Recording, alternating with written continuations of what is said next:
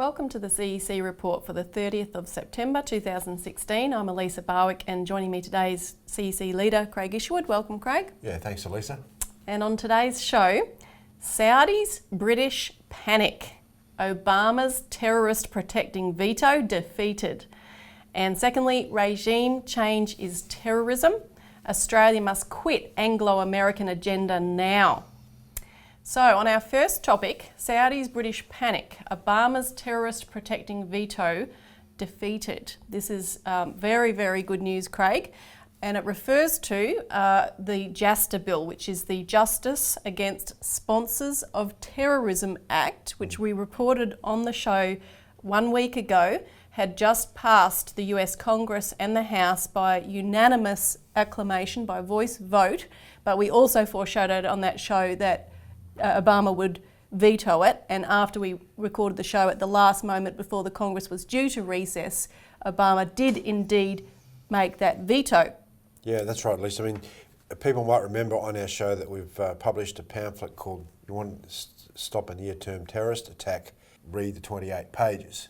What we've done here is we've produced a pamphlet which goes through and reproduces the 28 pages that were declassified in early July after 14 years.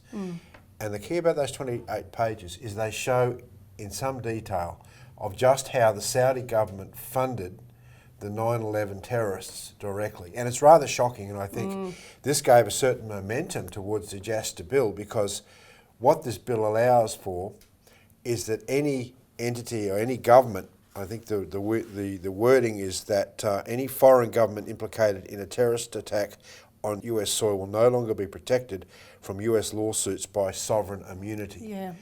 The point is that the sovereign government, the Kingdom of Saudi Arabia, was funding through their ambassador at that time to the US, Bandar bin Sultan.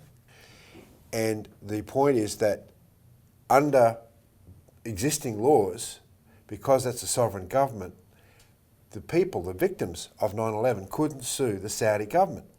So what this legislation does is it removes that impediment.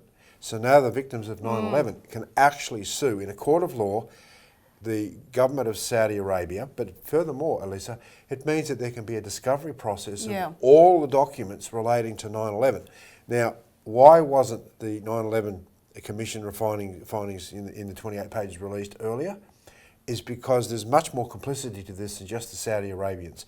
For example, we know, and we've published in many places, that there's a direct conduit from the British government going back to the 1985 period to Saudi Arabia through the Al Yamama Arms for Weapons deal. There's money being paid by the British government that's been funded to the terrorists via this Bandar bin Sultan. So, I mean, that's who you've got. This is what you've got behind the scenes. So there's a whole can of worms about to be opened because of this bill. That's right. And so Obama vetoed it last Friday. However, it came back on Wednesday this week to both houses of the Senate and the Congress, and they needed a 2/3 majority to override Obama's veto, at which point there's nothing Obama can do about it. It is law, and it succeeded. And that is an extremely significant thing, because I'll go through some of what the Saudis threw at this issue. It is stunning. In the Senate, I mean, I think one person voted against, 2 abstained, so 97 people out of 100 voted for this bill in the Senate. Yeah, and this is quite rare to have that level of bipartisan support. It's been unseen for the recent period. And 80% of the House of Representatives voted for the to get rid of the veto. So it's very clear from the representatives of the American people, they're not going to tolerate this this injustice that Obama has now been dealt with. So the Saudis actually spent $5 million in the past year lobbying on Capitol Hill, on JASTA alone. They hired 2 former US senators, a top PR firm, and several high-powered consultant and lobbying groups. They organised, or tried to organise, the United Nations and the European Union to back them up. Saudi Prince Mohammed bin Abdulaziz Al Saud actually called at the UN General Assembly meeting on the United Nations to join the fight to stop JASTA. The European Union issued a démarqué to the State Department to demand JASTA be stopped or a stay of proceedings be implemented if enacted. The Saudis organised an open letter issued by former security and defence officials warning of the dire consequences if this were to pass. Emails were sent to all members of Parliament's chambers warning JASTA would lead to multiplying retaliatory lawsuits against US manufacturers and banks from the Saudi government, so a direct threat. They organised big businesses including Boeing, General Electric, Dow Chemical and Chevron to threaten that, to pressure Congress to go against JASTA. In the United States itself, Defence Secretary Ash Carter and the Chairman of the Joint Chiefs of Staff, Joseph Dunford, sent letters to the Congress saying the US military could be threatened by JASTA. The UK Telegraph, this was interesting, had the headline, "Obama was right to veto the 9/11 Act and protect US allies like Britain." So this is quite revealing. The Telegraph article said that Mr. Obama felt compelled to veto the legislation because of the potential harm it could inflict on key allies such as Britain. Britain's intelligence and security agencies MI6 and MI5 are also concerned about the implications of the proposed legislation, as it could make them vulnerable to hostile lawsuits by American lawyers attempting to prove that British-based jihadists have been involved in terror plots against US targets. Right, so if they had nothing to worry about, again, like the Saudis, they would not be worried about JASTA, but they know they're implicated. And also, very interestingly, Kim Beazley weighed in. Of course, he was the US ambassador to the US for a time. He had an article in the congressional paper, The Hill, so this was targeted at the Congress, implying that Australians did not want Congress to override Obama's veto of JASTA. And it had the headline, "America's Friends Appeal to Congress. Reject JASTA's threat to war on terror." And Beazley lied outright that the Saudis had nothing to do with 9/11.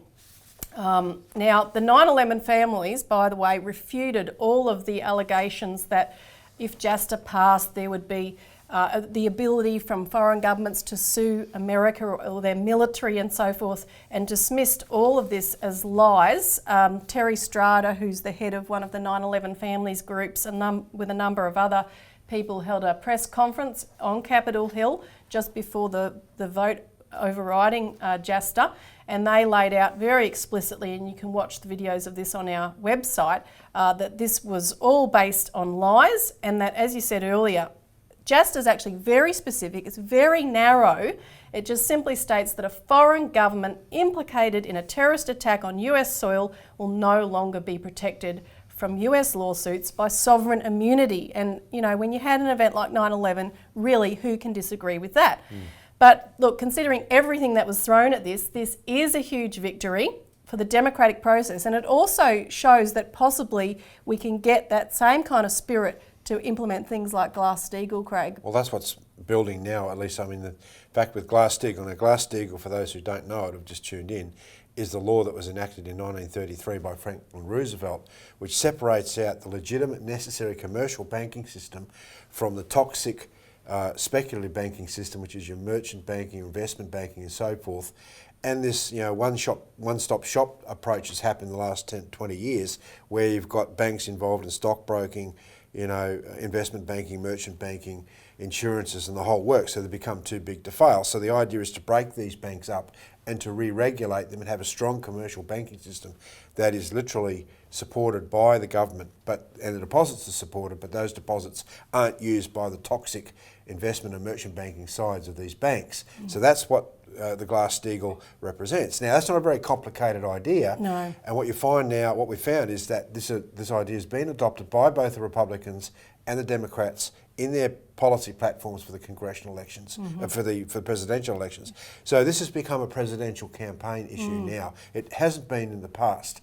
So this is a very, very big issue, and there's enormous support for Glass-Steagall.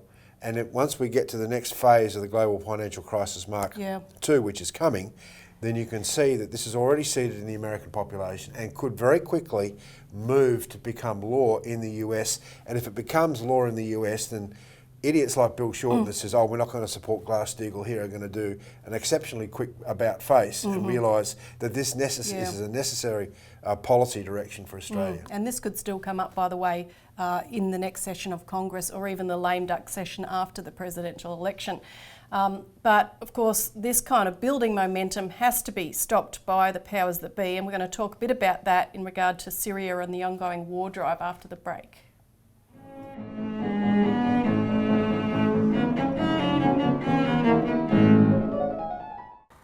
Welcome back to the CEC Report.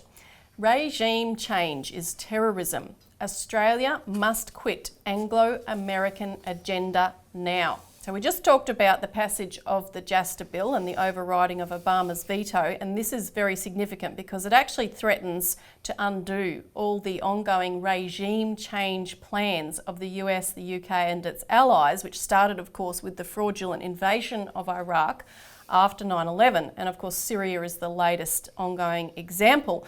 And we talked about this a bit last week, but we've released a petition now, and all of our viewers should contact us to get a copy of this petition, which is entitled Australia Must Get Out of Syria. Because what we are engaged in here is an illegal war. We were not invited, and we are basically, everything we're doing in the end, whether we intend it or not, is assisting ISIS, in fact.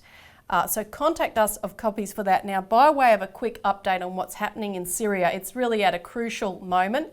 The US has just threatened to suspend diplomatic engagement with Moscow if Russia doesn't stop the Aleppo offensive. But what's going on here is, look, Russia and Syria are totally disillusioned by the idea of a ceasefire, because every time a ceasefire is announced, the rebels use it to regroup and rearm themselves to go at it again. So basically Russia and Syria have decided we're just going to wipe out ISIS off the face of Syria, and they're going at it not just in Aleppo but on multiple fronts. But the West's weapon in this is to use propaganda to try to stop the offensive and force them to back off. And you hear that in the radio every day about the humanitarian crisis in Aleppo. This is the worst humanitarian crisis ever, and that's true. But look, the point is that the Russians have come out and said that they've tried everything basically to get collaboration with these so-called rebels. These are not rebels. This is Al-Qaeda. This is the terrorists that are noted as terrorists, but they're being supported and covered by the West. So what you have is when these ceasefires occur, they have no trouble getting weapons into these areas. And see, Aleppo has certain areas within it, Elisa, that are very strong terrorist strongholds. So they can get the weapons in, but they can't get so-called humanitarian aid in, because the Russians are saying what is correct, and the Syrians, is that they're using the ceasefire to rearm themselves. So as soon as you have a ceasefire, they rearm, and then it gets back to being. And you see the lies actually, because, for example, this humanitarian convoy, which was bombed supposedly, and it was blamed on Russia. Look, I mean, all the questions that have been raised are still outstanding. There's no signs of the trucks having been bombed because the structures are intact. There's plenty of photos, we can put some of them up. There were no craters consistent with a bombing. There was coordinated action that after the striking, the bombing or whatever activity, you had ISIS moving in on the ground instantly. You had the Speaker of the Syrian Parliament who's just come out and told the Lebanese TV that the Syrian army intercepted a conversation between the Americans and ISIS before the air raid on Deir ez-Zor. This is in another example of where we came in to Australia assisted America in bombing the Syrian army, killing 66 or so of the Syrian soldiers. And details of that communication have not yet been released, but in every case you're seeing these examples which are not proving to actually hold up. So the question here is, this is about regime change. They actually want to remove Assad like they removed Gaddafi, like they removed Saddam Hussein. And the Syrian ambassador to the United Nations, Bashar Jafari, he has raised this, and there was an exceptional meeting of the United Nations Security Council on the 25th September. He's laid out these allegations, but the US, UK and French representatives all walked out on him. They had all accused Russia of barbarism and war crimes in this situation, which was actually created and set up by them. as even the Libya report issued by the UK House of Commons has openly stated. And of course, they want this disaster, they want this instability. Jafari actually laid out exactly that at our International Associates Conference, the Schiller Institute Conference, which occurred on the anniversary of 9/11, and you can watch his entire speech on our website. And he showed how this is not Islamic terrorism, it's a subsection called Wahhabism, which is funded and sponsored by the Saudi royals, by the British, etc. And he even pointed out that Australia and other countries are protecting this terrorist apparatus. Likewise, Senator Richard Black, who's a Virginia State Senator from the United States, spoke about this at our conference. And just to show the impact of the regime change, I'm going to show a quick clip here of what Syria was like before the invasion. So listen to his words. Now, first of all, let me go back in time, and I'd like you to know a little bit about Syria and what Syria was like before the war began. Before the war, Syria was the safest of all Arab countries. There weren't any kidnappings. You could walk freely anywhere. Tremendously friendly place. There had been 40 years of peace with Israel. And interestingly, they had the greatest women's rights of any Arab country. There was total religious freedom in Syria, and you heard Ramsey Clark allude to this. I think Syria is unique in the entire world in terms of religious harmony, not tolerance where you're putting up with something you dislike, but a certain love between people of the Muslim faith, of the Christians, the Alawites. Really, truly an amazing atmosphere. I visited with President Bashar al-Assad for a couple of hours during a trip that I took to Syria this year. Interesting individual. He is a very thoughtful, very brilliant man, soft-spoken, almost a touch shy in a sense.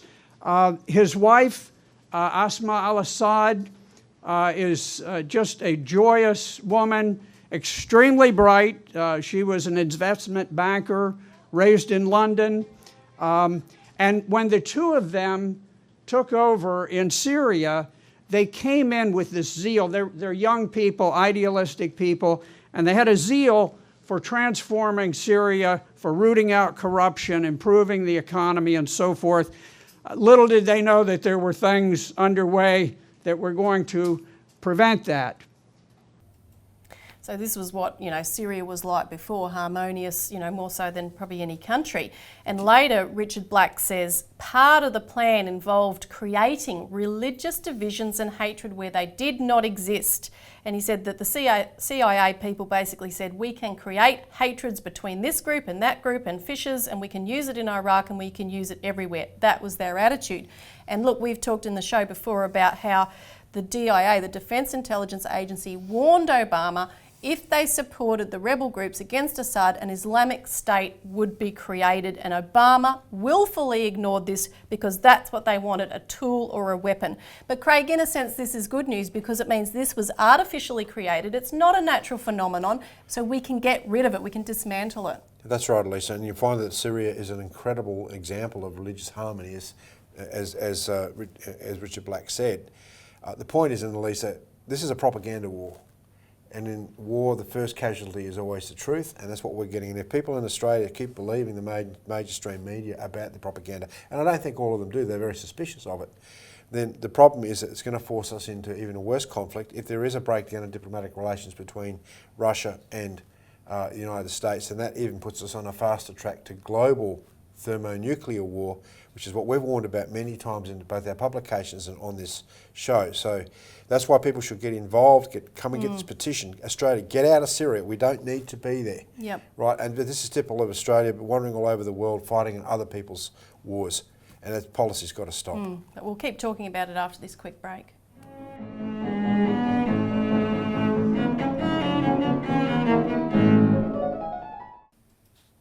So we're talking about the war in Syria and the fact that this is regime change. And I want to use Libya as an example, actually, because of what happened to Gaddafi, because he had actually been fighting against Islamic extremism and terrorism in Libya, and yet he was removed and he was assassinated, in fact, and there's no process of justice. Not that we're defending the likes of him, but there should be a process which follows the law and the international rule of law and so forth. Now, Hillary Clinton, her famous emails that have been, some of them have been revealed. One of them actually showed clearly that the West wanted to kill Gaddafi, and she was basically given advice on how to handle the fact that he was removed, and she said, yes, we'll take that advice, but basically we want to wait till he's dead before we use it. And the night before he was assassinated, there was a meeting of in the White House to discuss what would occur, if he died, and the next day he was killed by a coordinated NATO airstrike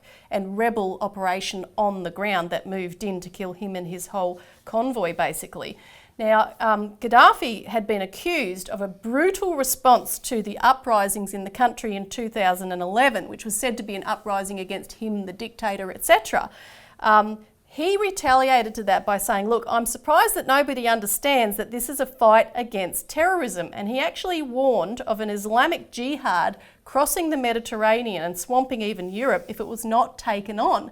And the Libya report from the UK House of Commons has acknowledged that the anti-Gaddafi rebellion included a significant Islamist element.